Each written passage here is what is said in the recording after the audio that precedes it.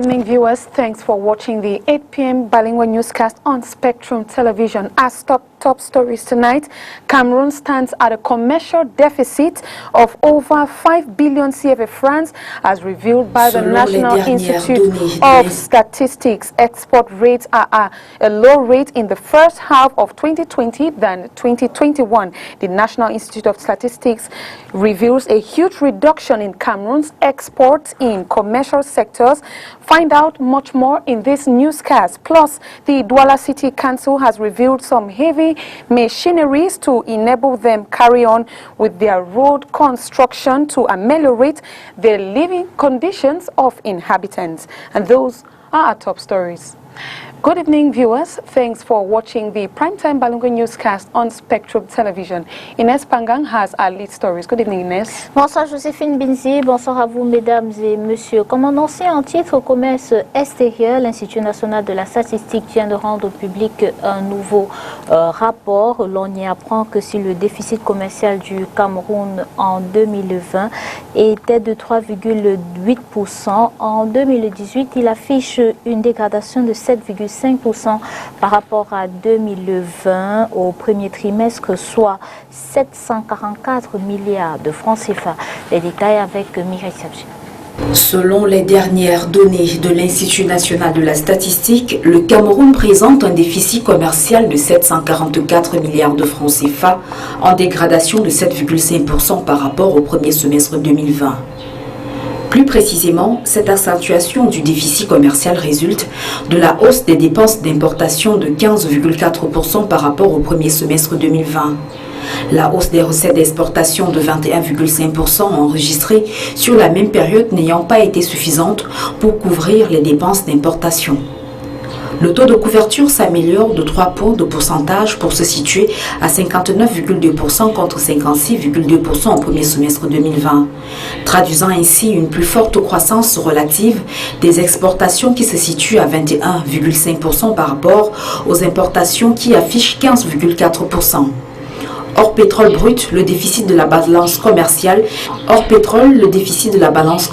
se situe à 1170 milliards de francs CFA, s'aggravant ainsi de 152 milliards de francs CFA par rapport au premier semestre 2020. En outre, des études menées par l'Institut national de la statistique révèlent qu'en 2020, le déficit de la balance commerciale se chiffre à 1409 milliards de francs CFA, enregistrant ainsi une amélioration de 56 milliards de francs CFA par rapport à l'année 2019. Cette situation résulte d'une baisse des recettes d'exportation de 579 milliards de francs CFA, un glissement annuel couplé à une baisse plus prononcée des dépenses d'importation de 637 milliards de francs CFA par rapport à l'année 2019. Cette contraction des échanges extérieurs au cours de l'année 2020 serait la conséquence des mesures prises à travers le monde pour faire face à la pandémie de la Covid-19. Cependant, le taux de couverture perd 6 points de pourcentage par rapport à l'année 2019 et se chiffre à 56,3%. En ce qui concerne la balance commerciale du Cameroun avec les pays de la CEMAC en 2020, elle est excédentaire. Cet excédent, à en croire les chiffres de l'INS, est à 95,7% de francs CFA, enregistrant ici une baisse de 9,5 milliards de francs CFA par rapport à l'année 2019. Cette situation résulte d'une baisse des recettes d'exportation en direction des autres pays de la CEMAC de 23,2 milliards de francs CFA, un glissement annuel.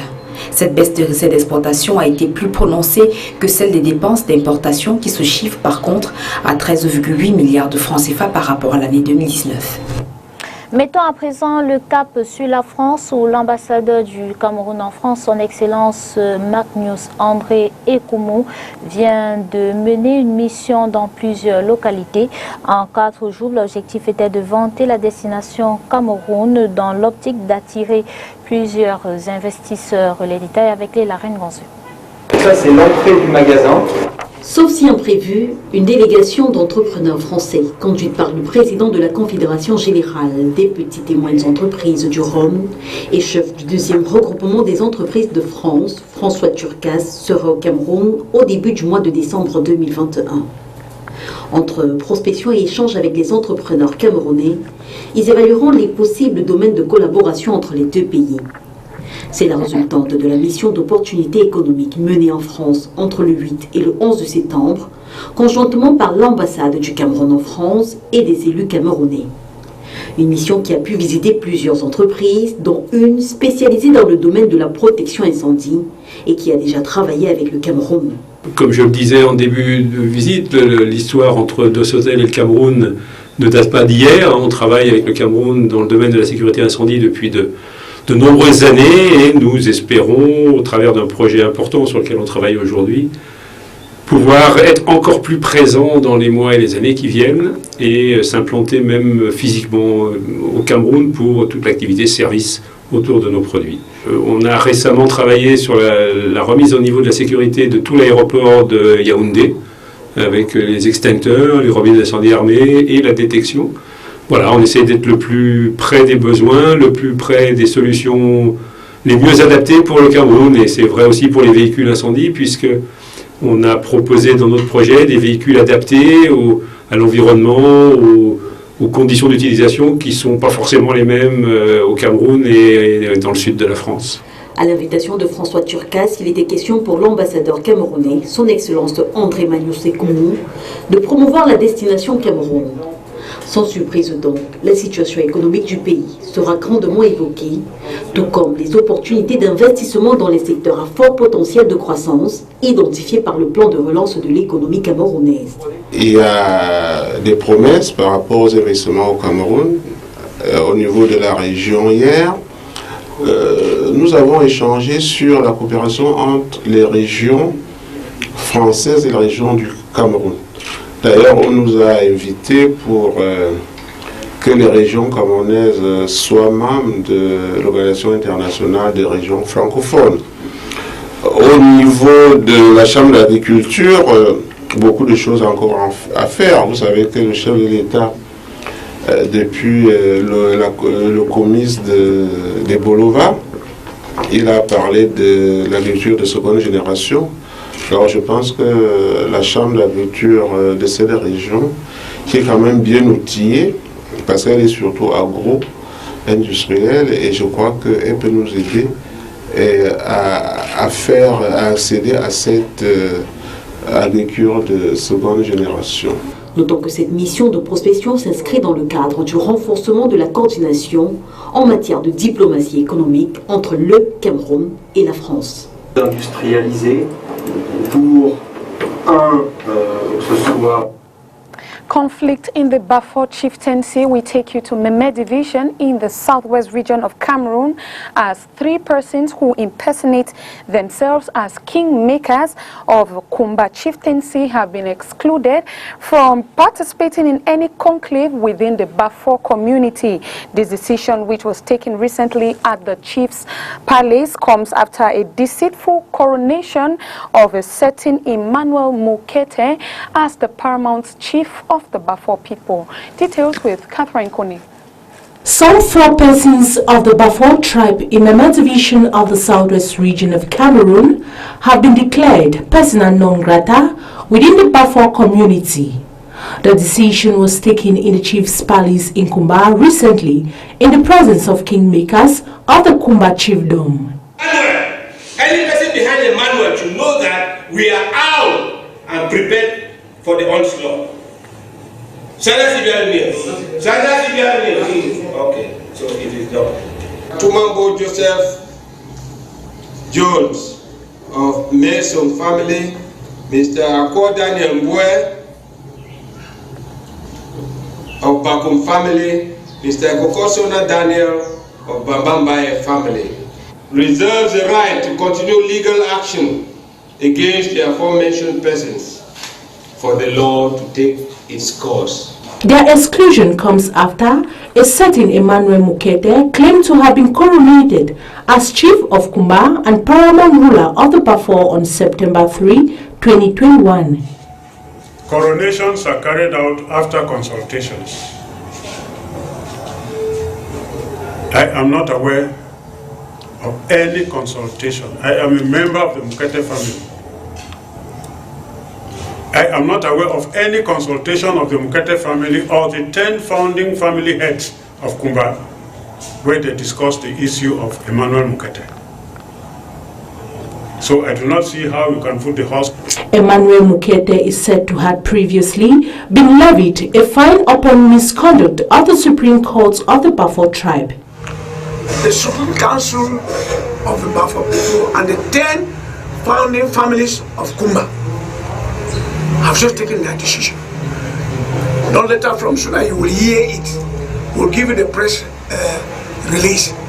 But I want to tell you, Emmanuel Mukete is a non-grata in the Bafo language. We don't know him. We don't know him. He's nobody.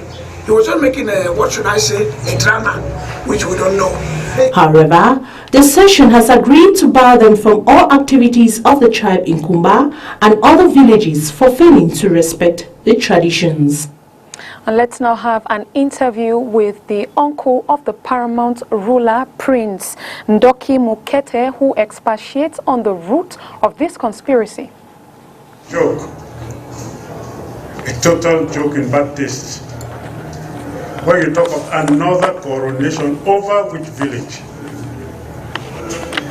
The reform of Kumba and paramount chief of the Bafo had been installed by the competent authorities.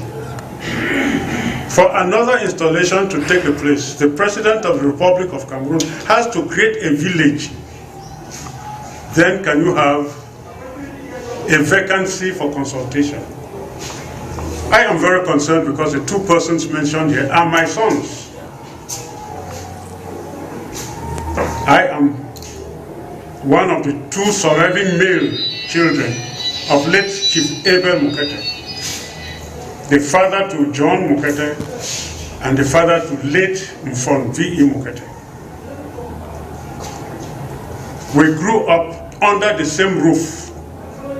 My brother, Pa John Mukete, died under the same roof and was buried in his father's compound. I have never known my brother as a chief. He died 4 months after my brother. After my father. There is no Bafo man in any Bafo village that can come out with any statement to say that. And let's now bring you back to the Littoral region, where the Douala City Council, represented by its mayor Roger Mbassandine, have received some new heavy machineries to enable them carry on with their mission on constructing road networks in the city in order to ameliorate living conditions with the population. Details with Crystal Asexwele.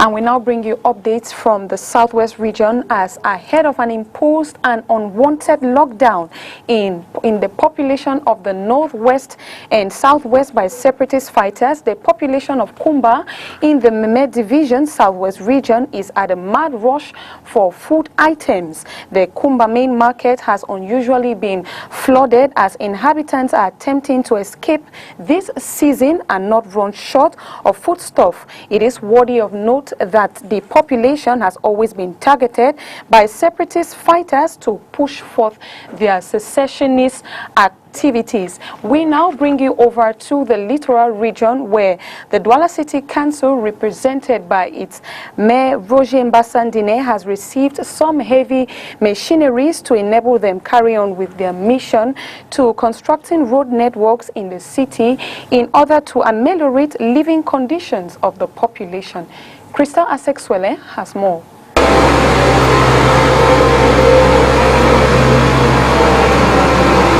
Some new heavy machineries have been acquired by the Douala City Council for the autonomous management of road infrastructures and other construction works in the city.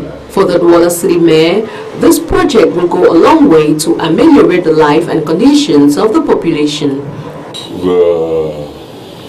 The traffic condition in Douala, it is important to improve the roads, and to know that for some minor works, you cannot mobilize a company. You need to do it in intern you need to do it through our own people. That's why we have acquired these engines, and we are going to acquire another. We have a program of about 10 billions, and it is in our project to build a task force here in order to do this work. Thank you. However, the acquisition of those machineries falls in line within the framework of the constitution of the City Council's pack of heavy machineries, this implemented by local constructors from Cameroon. I think that I can say that those engines needs by the mayor are going to be something very important for the goals that he have now, because the population need to have good roads, but at the same time he cannot be running behind some companies for small jobs. Certain type of jobs they will be making them alone inside let's say the structure of the mayor. That means the kind of job that they used to do to make the routes better, this they can take it in charge by themselves. But for now, I think that those engines, the most important for us is just to make sure that we are going to be beside them, pushing them, working with them, making sure that those engines are working perfectly. That's my goal. So it's the first time that they are giving such a job to a national company, and I have to show them that we are able to handle it. Thank you very much. Those machineries were received by the Douala City Mayor Roger Bassandine on Monday, September 13, 2021 at the esplanade of the Douala City Hall. Promouvoir l'éducation inclusive dans un contexte d'urgence, c'est l'objectif d'un forum régional qui s'est déroulé ce jour dans la ville de Douala. Le dit forum est organisé par le ministère des Affaires sociales et l'UNICEF. Les travaux ont permis de faire l'état des lieux de l'éducation inclusive dans la région du littoral. Les détails avec Makeda Lidinoto. Au lendemain de la rentrée scolaire 2021-2022, la communauté éducative veut s'assurer que les enfants handicapés ont également accès à l'éducation. Dans la région du littoral, par exemple, l'éducation inclusive prend de plus en plus corps. Alors l'état des lieux, c'est quoi? C'est que c'est un mouvement qui est plutôt favorable. Beaucoup de parents n'étaient pas au courant que les enfants en situation de vulnérabilité peuvent bénéficier des mêmes conditions et d'un accès équitable à l'éducation. Si on prend le cas du littoral, qui a déjà à peu près une dizaine d'établissements scolaires à l'échelon primaire qui sont inclusifs, au niveau des collèges d'enseignement secondaire, on a pour cette rentrée scolaire seulement à peu près 1000 enfants handicapés qui ont pu bénéficier de placements scolaires, c'est-à-dire d'exonération de tout ce qu'il y a comme frais pour pouvoir accéder à l'école. Par ailleurs, il y a un certain nombre de facilités en termes de matériel didactique et de fournitures scolaires qui leur sont offertes. Entre autres facilités, la mise à la disposition par la délégation régionale des affaires sociales du littoral d'une liste des élèves handicapés auprès des établissements. Okay, je m'appelle Cynthia Sodjo-Nungemi, élève du lycée bilingue de Mamanda. Bon, ce qu'ils ont pris pour les avantages des handicapés, c'est que en voyant les dossiers, comme j'ai déjà envoyé ma part, c'est déjà arrivé à l'école. Bon, mon nom est déjà affiché à l'école. Maintenant, il y a une somme à payer. Pas comme les autres, pas comme la pension normale que je dois payer pour moi, mais que je dois payer, pas comme les autres qui payent la pension normalement, évidemment. Un forum régional sur la promotion de l'éducation inclusive s'est déroulé ce 14 septembre à Douala. Les travaux étaient organisés par le ministère des Affaires sociales et le Fonds des Nations Unies pour l'enfance, UNICEF. En culture, quel bilan peut-on faire de la 13e édition du Festival des musiques urbaines d'Anoubabo, en abrégé FEMUA, qui vient de s'achever à Abidjan? La question a été posée au commissaire général du festival à Salfo du groupe Magic System par nos envoyés spéciaux en Côte d'Ivoire, Mireille Grasse Amban et Emmanuel Etibi. Mais le bilan, par rapport à ce qu'on s'était fixé, je dirais qu'il est satisfaisant. Parce que c'est un FEMUA qui se tenait dans un contexte inhabituel et exceptionnel. Donc, il fallait rassembler du monde, mais il fallait aussi faire attention aux mesures barrières. Et puis, il fallait voir comment est-ce que le FEMUA pouvait contribuer à la riposte contre la maladie. Donc, c'était un projet qu'on expérimentait, et puis, bon, Dieu merci, tout s'est bien passé. Donc, je peux dire que c'est un bilan positif pour moi. Le social, le FEMUA a voulu faire du volet social sa colonne vertébrale. Généralement, les artistes viennent donner des concerts, ils font danser tout le monde, ils vendent des billets. Souvent cher, souvent moins cher, peu importe. Et ils partent chez eux, chacun a fini de danser, il repart. Mais nous avons voulu marquer notre festival par le fait de pouvoir laisser quelque chose en partant, de pouvoir impacter la population. Et on a décidé de rajouter un volet social qui permet d'offrir des infrastructures. Il n'y a pas de polémique. Moi, je crois que, vous savez, quand la fête est trop belle, un verre cassé ne peut pas arracher la beauté à la fête. Donc, il ne faudrait pas qu'on prenne un petit dérapage pour en faire une polémique. Sinon, cela risque de voler la vedette à tout ce qui a été mis pendant les 5 jours. Qu'un artiste vienne prester 20 minutes avant et partir. Bon, ça dépend aussi de la manière de comprendre de chacun. Donc je ne vais pas m'épiloguer, je ne vais pas m'étendre dessus. Je crois qu'il y a tellement de choses belles, tellement de choses importantes à parler, à dire aux gens que de revenir si un petit verre cassé pendant une fête, quoi. À l'étranger, Guinée, quelle base pour la transition? La junte au pouvoir se donne 4 jours pour des réflexions. Le colonel Mamadi Doumbouya conduit dès ce mardi des consultations avec l'ensemble des forces vives de la nation guinéenne. Oriane Ndongue. Le contenu et la durée de la transition censée ramener les civils à la tête de la Guinée est au cœur des transitions qui ont démarré ce mardi 14 septembre 2021. Ce sont les leaders des partis politiques qui ont ouvert le bal, suivis des représentants des coordinations régionales. L'échange avec les chefs des différentes confessions religieuses de Guinée va clore cette première journée de concertation. Demain mercredi, les présidents des organisations de la société civile, les représentants des missions diplomatiques et ceux des associations des Guinéens de l'étranger seront reçus par le lieutenant-colonel Mamadi Doumbouya. La 3e journée d'échange se fera avec les patrons des différentes sociétés minières implantées en Guinée, de même que les différentes organisations patronales. Vendredi, ce sont les directeurs des banques primaires et microfinances, les représentants des différentes centrales syndicales qui clôtureront les concertations. Le Rassemblement du peuple de Guinée, parti du président déchu Alpha Condé, entend procéder à des rencontres multistrates dans l'optique lui aussi de participer à la concertation organisée par la junte. Au pouvoir depuis le 5 septembre dernier, cette concertation rentre dans les promesses de lendemain de putsch.